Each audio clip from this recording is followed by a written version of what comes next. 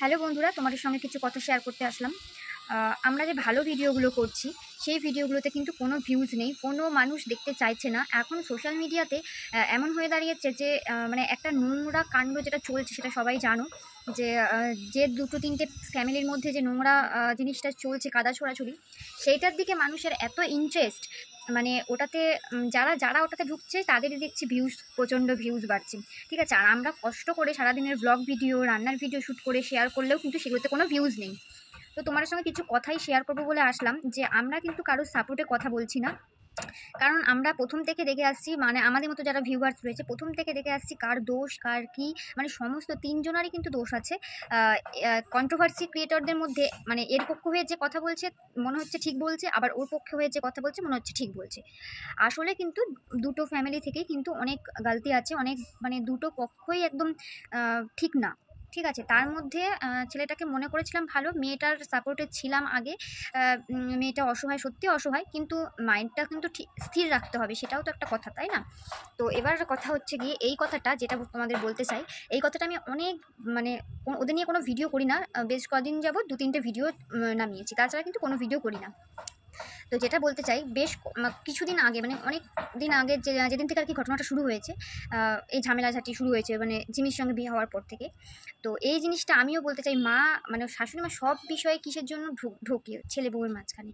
আর কথা হচ্ছে গিয়ে, আমি এটা অনেকবার কমেন্টে লেখার চেষ্টা করছি, কিন্তু আমি সত্যি কথা বলতে কমেন্ট অত করি না, ভিডিও দেখে স্কিপ করে যাই। যে কারণে একবার হয়তো লিখেছিলাম কি দুবার লিখেছিলাম, জানি না ওদের চোখে পড়েছে কিনা। এটা নিয়ে ওর মা ভিডিও বানিয়েছিল, এবার আমার কমেন্টসে না আরও অনেকে হয়তো কমেন্টস করে থাকতে পারে, তাদের কমেন্টসেও হতে পারে যে ওর ঠাকুমা দাদুর কাছে আমি মানে রিতমের যে নিজের বাড়ি ইয়েতে নবদ্বীপে, সেখানে কেন থাকে না? সেখানে থাকে না যে ওর বাবার কালনাতে দোকান আছে, ওখানে ব্যবসা আছে, সে কারণে ওরা চলে এসেছে। কিন্তু পুরো আজকে ডিটেলসটা ওর মাসি কিন্তু লাইভে পুরো একদম সবার সামনে ওপেন করে দিয়েছে, যে কিসের জন্য শ্বশুরবাড়িতে থাকে না, শ্বশুর শাশুড়িকে দেখে না। এমনকি শ্বশুর শাশুড়ি এত অসহায় যে তাদের কোনো টাকা পয়সা দিয়েও কিন্তু হেল্প করে না। এদিকে এত বড় ইউটিউবার, আমরা কিন্তু অনেক ইউটিউবারকে দেখেছি এরকম, যারা লাখ লাখ টাকা যারা ইনকাম করছে, তারা কিন্তু নিজেদের থেকে এই যে গরিব বাচ্চা যারা আছে, বাচ্চা আছে, অসহায় বৃদ্ধ যারা আছে, অনাথ আশ্রম বলো, বৃদ্ধাশ্রম বলো, অনেক জায়গায় কিন্তু দান করে, সেগুলোর ভিডিও আমরা দেখেছি। কিন্তু এদের মধ্যে এই যে ইউটিউবার যে মানে যার কথা ওর মাসি আর কি ভিডিও করে সমস্তটা ক্লিয়ার করেছে, যে তার ঠাকুমা দাদুকে নাকি এত টাকা ইনকাম করছে, তাদের সঙ্গে তো থাকেই না, এমনকি তাদের কোনো আর্থিক সাহায্যও করে না। তাহলে টাকা ইনকাম করে তারা কি করে সুখে থাকবে, একবার ভাবতে পেরেছো বন্ধুরা? তো পুরো এবার এই ওর মাসি যে ভিডিওটা পুরো ক্লিয়ার করেছে, এবার মাসি ভিডিওটা তো অনেকটা 1 ঘন্টার ওপর ভিডিওটা লাইভটা করেছে।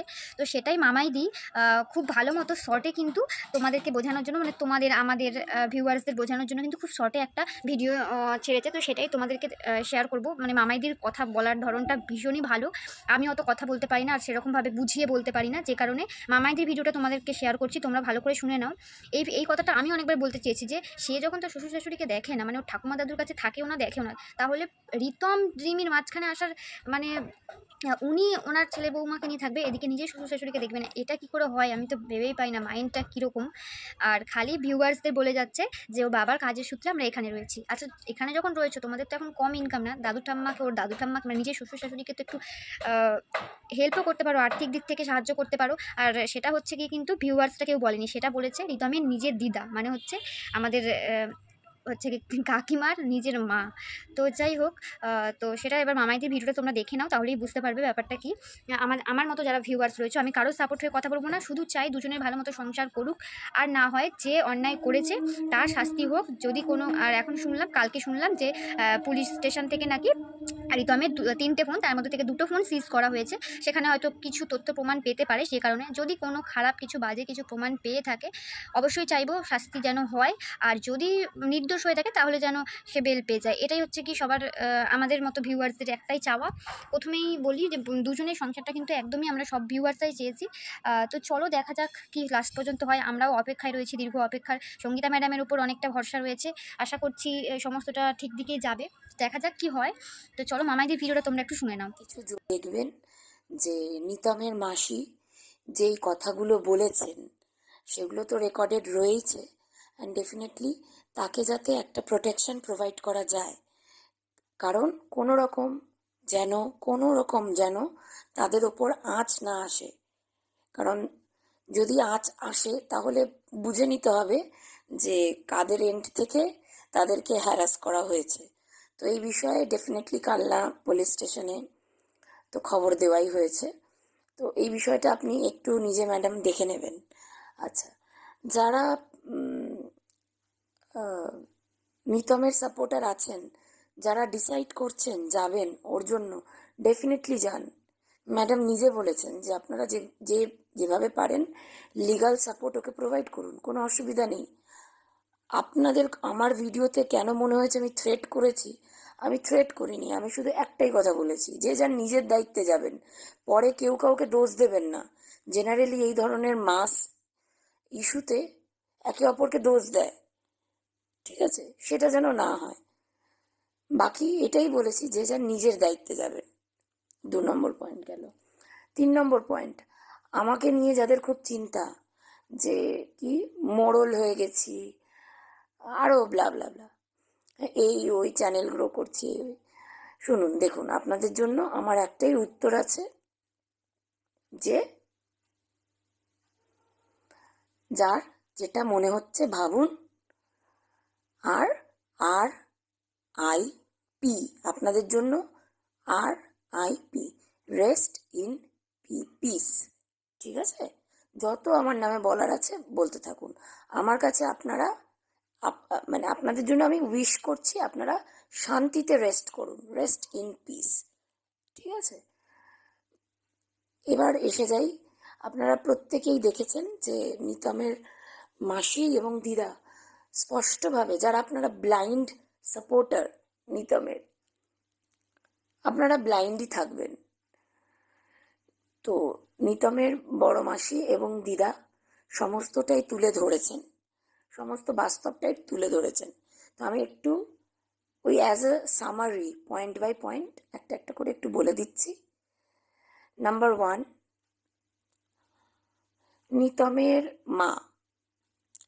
নিতমের মা তার শ্বশুর শাশুড়িকে দেখভাল করে না। কারেন্ট ছিল না, কোনো ফেসিলিটিস ছিল না বলে নবদ্বীপে সে তার শ্বশুরমশাই এবং শাশুড়ি মাকে ছেড়ে এই এলাকায় চলে আসেন, এবং এই এলাকায় এসে 2 বছর বড় মাসির বাড়িতেই ছিলেন।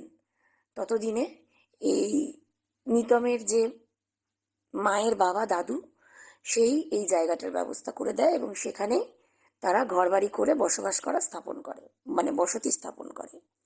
বর্তমানে তারা শ্বশুর শাশুড়িকে, নিতমের মা তার শ্বশুর শাশুড়িকে একটা টাকা দিয়েও হেল্প করে না। অর্থাৎ নিতমের ঠাকুরদা হাত ভেঙে গেছে, কিন্তু তাদেরকে কোনো রকম সাহায্য করা হয় না। তার পিসিরা দেখে, একজন বিধবা পিসি চাল দিয়ে সাহায্য করেন, এবং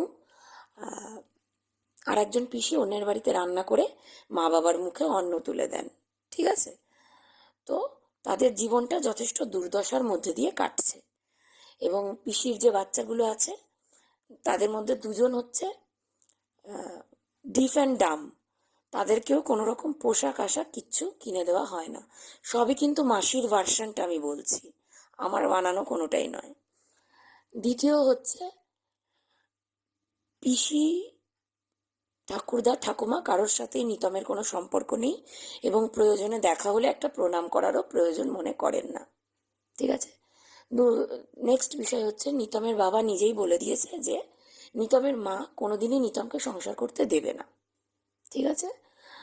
বাড়িতে যেই বউ হয়ে যায়, যেমন ঝিমি, খাওয়া দাওয়ার দিক থেকে কষ্ট করছে, প্রত্যেকে গোটা ডিম পাচ্ছে, ওকে হাফ ডিম দেওয়া হচ্ছে।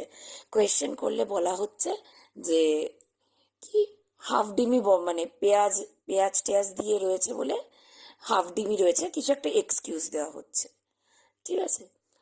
নেক্সট হচ্ছে, নিতমের মায়ের ছেলে বউয়ের ঘরে উকি মেরে দেখা, কান পেতে শোনা, এই স্বভাবগুলো আছে। নেক্সট হচ্ছে, নিতম এবং নিতমের মা এবং তার বাবা তিনজন নিজেদেরকে ছাড়া কাউকে চেনে না। আর নিতমের খেলনার জন্য, খেলা করার জন্য একটা মেয়ে লাগে, সেই মেয়েটাই প্রোভাইড করা হয়, নিতমের মা প্রোভাইড করে। নিতমের বাবার রোজগার নেই বললেই চলে, যেহেতু নিতমের ইউটিউব থেকে রোজগার, সেহেতু তারা অত্যন্ত কৃপণ এবং অত্যন্ত মানে নোংরা লাইফস্টাইল লিড করেন, ঠিক আছে? বাথরুমে পটি টয়লেট করেও জল দেয় না, এরকমও শোনা গেছে। অ্যান্ড ডেফিনেটলি নিতমের প্রচুর মহিলার সাথে সম্পর্ক ছিল। নিতমের যে ফার্স্ট ওয়াইফ, তাকে জোর করে তাড়িয়ে দেওয়া হয়েছিল বদনাম দিয়ে, কিন্তু তার গর্ভে নিতমেরই সন্তান ছিল, কিন্তু তবু তাকে তাড়িয়ে দেওয়া হয়েছিল। হ্যাঁ, তখন মেয়েটির কোনো দোষ ছিল না। কিন্তু পরবর্তী ক্ষেত্রে যখন আবার ঝিমি এলো এবং ঝিমি রাগের বশে চলে গেল, তখন ওই মেয়েটি কেন এসছে, কেন তাকে ডেকে নিয়ে আসা হয়েছে, সেইটার জন্য এবং ওই মেলামেশার জন্য ডেফিনেটলি কেউই মেয়েটিকেও, প্রথম স্ত্রী যাকে বলা হয়েছিল, তাকে ডেফিনেটলি কেউ সাপোর্ট করছে না, ঠিক আছে? ভালো মেয়ে চোখে দেখছে না। নিতমের মা এবং বাবা মাঝে মধ্যে এরকম সুইসাইডের একটা অ্যাক্টিং করে মানুষজনকে ভয় দেখানোর জন্য। এর আগের বছরও রিমিকে ভয় দেখানোর জন্য সুইসাইডের গলায় দড়ি দিতে যাচ্ছি এই অ্যাটেম্পটগুলো করেই থাকে। এটা তাদের কাছে খুব কমন ব্যাপার। নিতমের বাবাকে যখন জিজ্ঞাসা করা হয়েছে সে এই লাস্ট টাইম সুইসাইডের সময় কোনো ওষুধ খেয়েছিলেন কিনা, সে স্বীকার করেছে যে সে খায়নি। ফিনাইল যেটা ছিল ওটা ছেটানো হয়েছে গায়ে। আচ্ছা, নিতম যে ক্যালপল খেয়েছিল তাতে তার বুকে ব্যথা হচ্ছিল, তো জাস্ট দুপুরবেলা জন্মদিনের বাড়িতে যা খাওয়া দাওয়া হয়েছিল সেগুলোই বমি করে বেরিয়েছে। তার বুকে ব্যথা হচ্ছিল বলে সামান্য একটা ইসিজি হয়েছে, তাকে কিন্তু হসপিটালে ভর্তি রাখা হয়নি, তাকে বড় মাসির বাড়িতেই কিন্তু রাখা হয়েছিল, ঠিক আছে? দিব্যি তারা খাওয়া দাওয়া করেছে এবং এভরিথিং ওয়াজ অল রাইট। এবং মা মিথ্যে কথা বলে যে ছেলেকে মৃত্যুর মুখ থেকে ফিরিয়ে আনলাম বলে দুটো চ্যানেলে, রিতমের চ্যানেলে এবং নিজের চ্যানেলে ভিডিও দেয়। টপ টু বটম রিতমের মাকে রিতমের দিদা সহ্য করতে পারে না, কারণ দিদা দাদুকে কোনোরকমভাবে আর্থিক সাহায্য তারা করে না।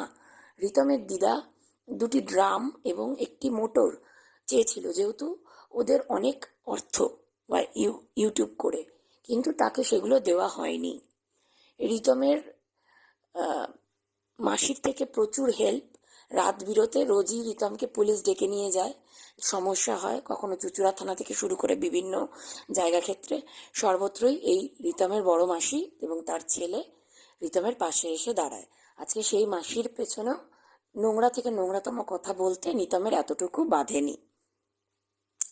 আচ্ছা, রিতম কিন্তু তার বড় মাসির চ্যানেলটা ওড়ায়নি, বাকি চ্যানেল রিলেটেড যা ইস্যু আছে সেগুলো দায়িত্ব নিয়ে সলভ করে দেওয়া হবে মাসিকে।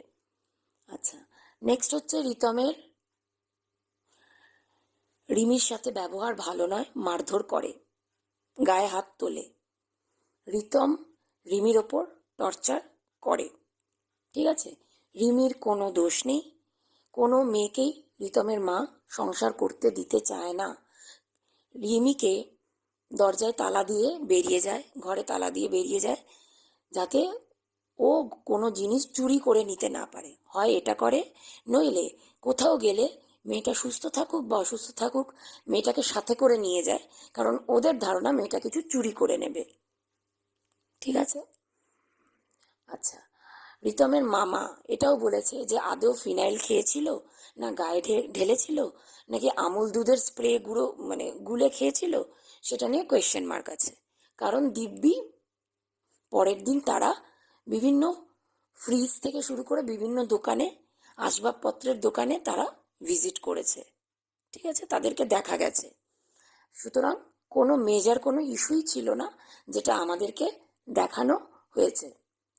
আচ্ছা, রিতম তার দাদাকে মানে বড় মাসির ছেলেকে মেরে দেবে বলেছে, তার উল্টে দিদা বলেছে রিতমকে মেরে দেবে যদি তার দাদার মানে বড় মেয়ের ছেলের যদি কিছু হয়। আচ্ছা, বাড়িতে দুটো বাচ্চা আছে, তাদেরকে পর্যন্ত একটা জুতো জামা কোনো কিছু দিয়ে সাহায্য করা হয় না। আচ্ছা, রিতমের দাদু অর্থাৎ মায়ের বাবা, রিতমের মা হঠাৎ করেই একদিন দুপুরবেলা এসে বাবাকে নিয়ে যায়, কারণ ও সব কিছুতেই বড় মাসির সাথে কম্পিটিশন, ঠিক আছে? তো সেই কম্পিটিশন করতে গিয়ে এবং হিংসা কম্পিটিশন করতে গিয়ে বাবাকে নিয়ে যায়। 24টা দিন ছিল এবং 24 দিনই ফোন করে মাকে বিরক্ত করেছে রিতমের মা, যে বাবা পটি করে দিচ্ছে, টয়লেট করে দিচ্ছে, তাকে প্রয়োজনীয় প্যাম্পার্স থেকে শুরু করে যা প্রয়োজনীয় সামগ্রী আছে কিছুই দেওয়া হয়নি। উল্টে যেদিন ডাক্তার এসছিল, ডাক্তারের ফিসটা যাতে দিয়ে না দিতে হয়, সেদিন সাত তাড়াতাড়ি বাবাকে অর্থাৎ রিতমের দাদুকে তার মা বড় মাসির বাড়িতে তুলে দিয়ে যায়। ঠিক আছে, তার মানে ওই বিবাহবার্ষিকী পালন করা, দিদা দাদুর, এগুলো সবই ড্রামা ছিল, কন্টেন্ট ছিল। এবং অনেক মেয়ে ঘটিত সমস্যা আছে। ওই ঝিমা না হিমা বলে যে মেয়েটি আছে, তার সাথেও অনেক ঘনিষ্ঠ মুহূর্ত, এবং সেই সমস্ত কাণ্ডের জন্য বিভিন্ন পারিবারিক তাদের অনুষ্ঠানে সমস্যার সৃষ্টি হয়েছে। ঠিক আছে, এরকম বহু ধরনের ঘটনা রয়েছে।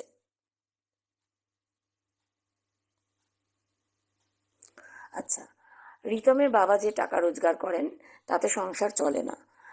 দোকান থেকে জিনিসপত্র তারা ঝেপে নিয়ে আসেন, ঠিক আছে, সাইড করে দেন, এবং মেয়ে পাচার রিলেটেড, মালদা, এই সমস্ত রিলেটেডও একটা ইনফরমেশন তাদের ভিডিওতে পাওয়া গেছে। ঠিক আছে, তো যতটুকু আমার অ্যাট এ গ্লান্স মনে পড়লো আপনাদেরকে আমি জানালাম। কারণ অনেকেই ভাবছিলেন যে 21 বছরের ছেলে কি ক্রাইম করতে পারে। আবারও বললাম, যাদের জানার ইচ্ছা আছে কি ক্রাইম করেছে, কি সেকশন আইপিসির লাগানো হয়েছে বা সিআরপিসির লাগানো হয়েছে, আপনারা ডেফিনেটলি কালনা পুলিশ স্টেশনে চলে যাবেন, গিয়ে জানতে পেরে যাবেন। সমস্ত রকম ব্যবস্থা করা হয়েছে, এবং খুবই সন্দেহজনক কিছু আছে বলেই ফোন দুটো সিজ করে নেওয়া হয়েছে। ঠিক আছে, এবং একটা থানা নয়, অনেকগুলো থানা এই বিষয়ে জড়িত আছে। আচ্ছা, শ্বশুর শাশুড়িকে তো দেখেই না, টাকা পয়সা দিয়ে হেল্প করেই না রিতমের মা বাবা, এবং ডেফিনেটলি খুব কষ্ট করে তাদের সংসার চলে, এক পয়সা তাদেরকে দেওয়া হয় না। ঠিক আছে, রিতমের মা তার নিজের মা বাবাকেও দেখে না, এবং মামাদেরকে ছোট চোখে দেখে, বাজে চোখে দেখে। ঠিক আছে, মামার মেয়ে যদি স্কুল থেকে কোনোদিন বাড়ি চলে আসে, যদি 3জন হরলিক্স খায়, মামার মেয়েকে মিথ্যে কথা বলে তারা নাকি ছাতু খাচ্ছে। বাচ্চা মেয়েটি একটি জুতো কিনে দিতে বললে তাকে জুতোটাও কিনে দেওয়া হয় না। এই ধরনের নানা ধরনের নোংরা থেকে নোংরাতম ঘটনা আছে, যেটা আপনারা পাপিয়া অফিসিয়াল চ্যানেলের লাস্ট লাইভটা দেখলে বুঝতে পেরে যাবেন, এবং সামনের দিনে প্রত্যেকে মুখ খুলবে, এবং যদি এদের কারোর কিছু হয় ডেফিনেটলি বুঝতেই পারছেন কাদের অঙ্গুলি হেলনে এই ঘটনাটি ঘটবে। সুতরাং এখনো যারা ভাবছেন যে আমরা ইচ্ছাকৃত এই ম্যাটারটার মধ্যে ইনভলভ হয়েছি, কেন ছেলেটির পেছনে পড়া হয়েছে, ছেলেটি এবং ছেলেটির মা এবং বাবা ক্রিমিনাল মাইন্ডেড।